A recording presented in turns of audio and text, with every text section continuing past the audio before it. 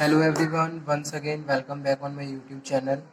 Business communication में आज के लेक्चर में डिस्कस करेंगे how to overcome communication barriers. ठीक है, लास्ट लेक्चर में जो टॉपिक डिस्कस किया था वो था barriers to communication.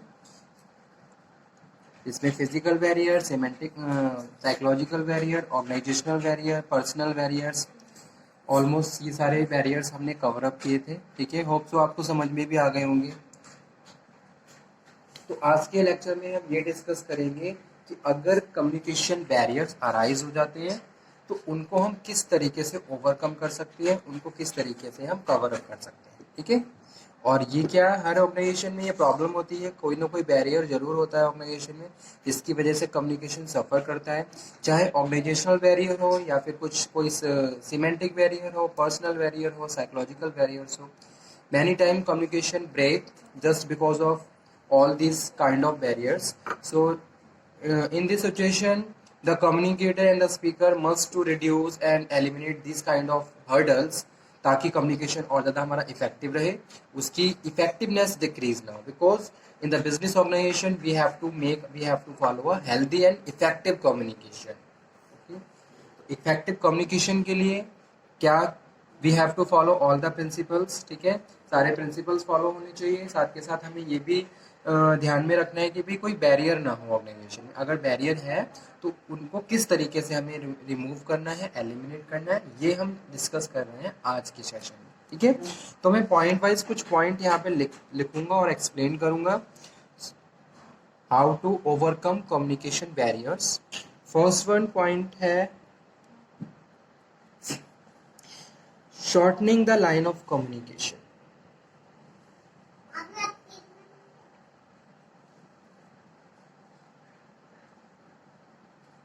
Shortening the line of communication. Whenever you communicate, you have your message, your information must be concise.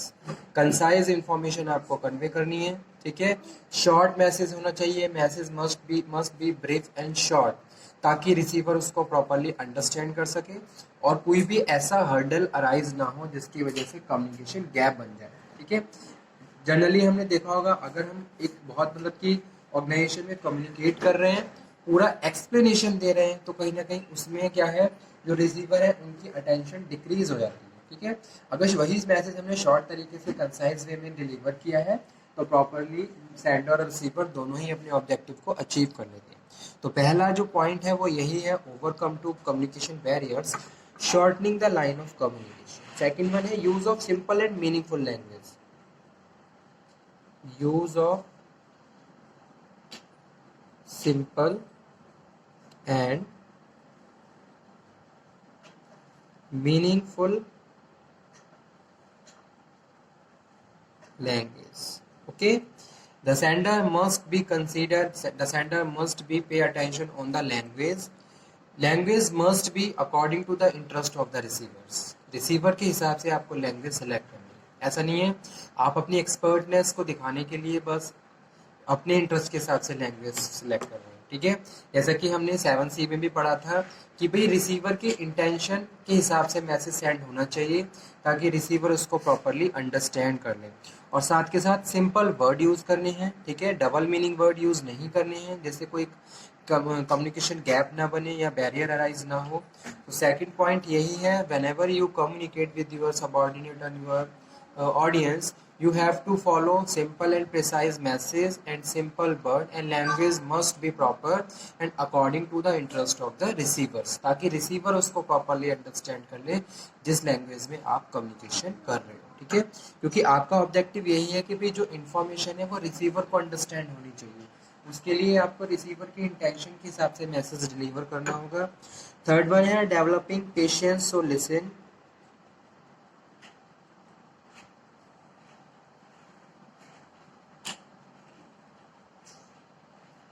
Developing patience to listen and understand other.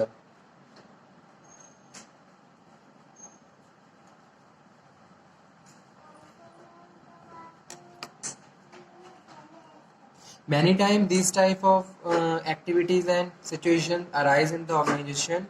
When someone is speaking something, then you have to pay attention. One thing.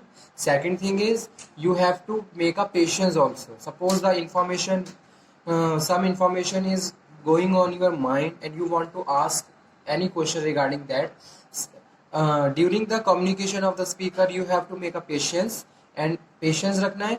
When communication stop by the sender, after that you will communicate. And ठीक है. और जो भी information आपके mind में चल रही है, जो भी क्वेश्चन अराइज हुआ है, वो आप उसके बाद पूछेंगे. तो सबसे बड़ी जो थर्ड पॉइंट है वो यही है कि भी पेशेंस रखना है आपको. जब भी कोई बात कर रहा है तो आपको पेशेंस रखना है और उसको सुनना है. पहले सुनने के बाद ही फिर आप क्या करोगे, जो आपके माइंड में जो भी क्वेश्चन है या फिर कोई जो क्वेरी है, उसको उसके बाद आप पूछेंगे, उसके बाद आप डिस्कस करेंगे. ठीक है. As well as you have to understand other person also.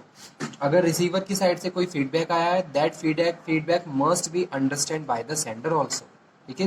तभी कम्युनिकेशन की एक साइकिल कंप्लीट होती है, कम्युनिकेशन का प्रोसेस कंप्लीट होता है. तो ये भी आपको ध्यान में रखना है कि आपको दूसरों को समझना भी है और पेशेंस के साथ आपको उसको सुनना भी है. ठीक है.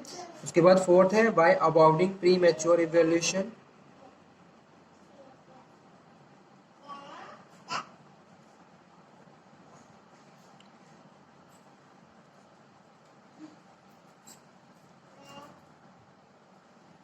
ठीक है.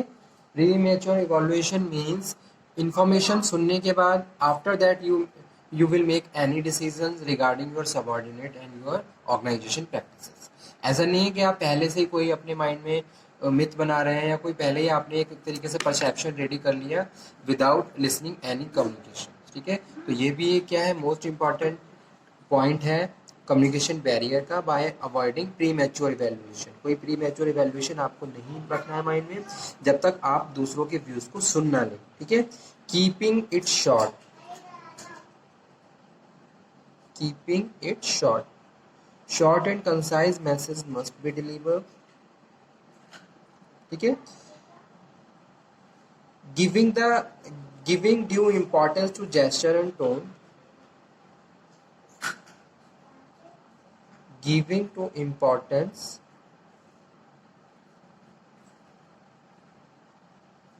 gesture and tone. ठीक है. आपका जेस्चर प्रॉपर होना चाहिए, आपकी टोन भी प्रॉपर होनी चाहिए. जब भी हम किसी से बात कर रहे हैं, जैसे कि मैनेजर अपने सबऑर्डिनेट के साथ डिस्कशन कर रहा है, तो बड़े एकदम पोलाइट तरीके से आपको कम्युनिकेशन, हार्मनी के साथ आपको कम्युनिकेशन करना है.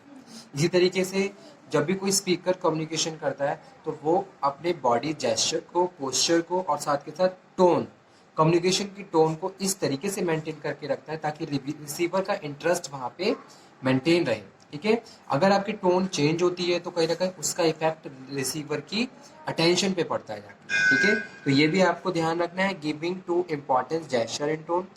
7th वन है next point, utilizing the feedback. Feedback को आप प्रॉपर यूटिलाइज करिए ताकि रिसीवर को भी ये लगे कि हाँ, हमारे जो व्यूज़ हैं या फिर जो हमारा फीडबैक आ रहा है कहीं ना कहीं वो वैरी कर रहा है कम्युनिकेशन प्रोसेस में. ठीक है.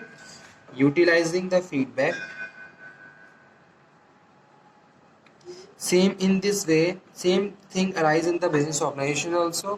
If any views and any suggestion given by the subordinate side, that must be valuable for the managers. ताकि सबऑर्डिनेट्स या जो वर्कर्स हैं उन्हें भी लगे कि हमारी भी ऑर्गेनाइजेशन में एक वैल्यू है, हमारे सजेशन भी वैरी करते हैं. ठीक है. सो utilising the feedback.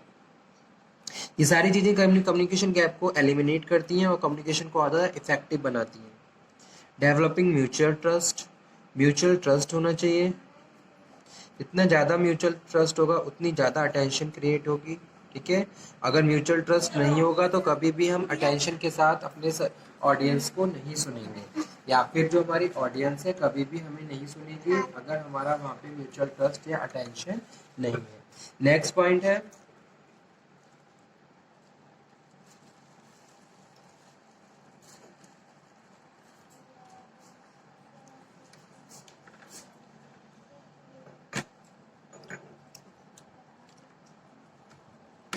Express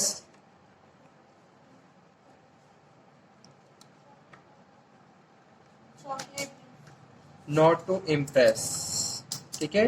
communication में एक्सप्रेशन होने चाहिए, एक्सप्लेनेशन होना चाहिए, इम्प्रेसिव कम्युनिकेशन नहीं होना चाहिए। कहीं ना कहीं इम्प्रेसिव कम्युनिकेशन एक तरीके से डबल जोन क्रिएट कर देता है, ठीक है। अगर आप कोई भी इंफॉर्मेशन कन्वे कर रहे हो तो उसको प्रॉपरली जो ऑब्जेक्टिव है आपके कम्युनिकेशन का उसके हिसाब से एक्सप्रेस करिए, ना कि आप वहाँ पे एक इम्प्रेसिव कम्युनिकेशन कर रहे हो, ठीक है। इम्प्रेसिव कम्युनिकेशन कहीं ना कहीं जो मेन इंटेंशन है कम्युनिकेशन की उसको डिक्रीज कर देता है, ठीक है। यहाँ पे जहाँ पे क्या है, स्पीकर का जो पर्सनल इंटरेस्ट है वहाँ पे वो मेंटेन हो जाता है और दोनों पार्टीज के बीच पर्सनली कम्युनिकेशन स्टार्ट हो जाते हैं, जो मेन सब्जेक्ट है वो कहीं ना कहीं इग्नोर हो जाता है, ठीक है। लास्ट पॉइंट है overcome to communication barrier.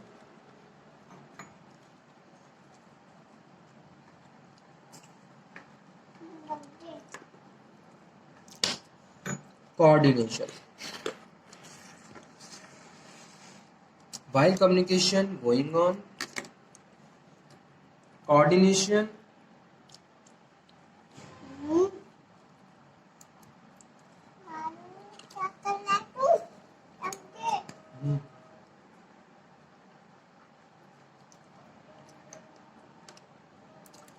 coordination eliminate communication gap if there is a proper coordination between the sender and receiver. So long time they communicate to each other and express their views and understand to each other also. Okay. So these are the important point how to overcome communication barriers. So this topic has finished, communication and communication barriers. Okay. Thank you very much. इस session को मैं यहीं पे finish करता हूँ। Next lecture में next topic को discuss करेंगे। अगर किसी भी स्टूडेंट को कोई क्वेरी हो, बैरियर्स में कोई डाउट हो तो वो दोबारा से डिस्कस कर ले।